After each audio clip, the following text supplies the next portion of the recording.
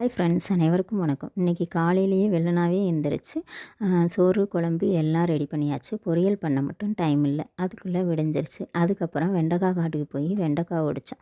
வெண்டைக்காய் உடைச்சிட்டு வர மணி 8:30 ஆயிடுச்சு. அதுக்கப்புறம் பொரியலுக்கு தேவையானது எல்லாம் ரெடி பண்ணி பொரியல் செய்ய ஆரம்பித்தாச்சு. இந்த பொரியல் பண்ணும்போது மூடி போட்டு மூடி வச்சு வேக வைக்கக்கூடாது.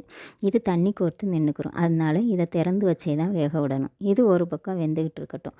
அதுக்குள்ளே ஆட்டுக்குட்டியில் ஏற்கனவே 5 மணிக்கு ஒரு நேரம் சாணத்தெல்லாம் கூட்டி அள்ளி போட்டாச்சு. இப்போ மறுபடியும் இவ்வளோ சாணம் சேர்ந்துருச்சு. அதனால இதை ஒரு பக்கம் கூட்டி ஓரமாக வச்சுக்கிருவோம்.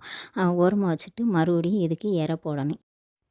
இப்போ வெஞ்சனத்தை ஒரு கிண்டு கிண்டி விட்டுறலாம். அப்படியே விட்டால் அடி பிடிச்சிரும். இன்னும் வெஞ்சனம் வேகலை, அது ஒரு பக்கம் வேகட்டும். இப்போ அதுக்கப்புறம் ஆட்டுக்கு எரை போடலாம். ஏற்கனவே அகத்திக்கொலை போட்டு சாப்பிட்டு முடிச்சிருச்சு. இப்போ 2வதாக கடலக்கொடி போட்டாச்சு. இன்றைக்கி இதுக்கு எரை இது தாங்க. ஆட்டுக்கு எரை போட்டாச்சு.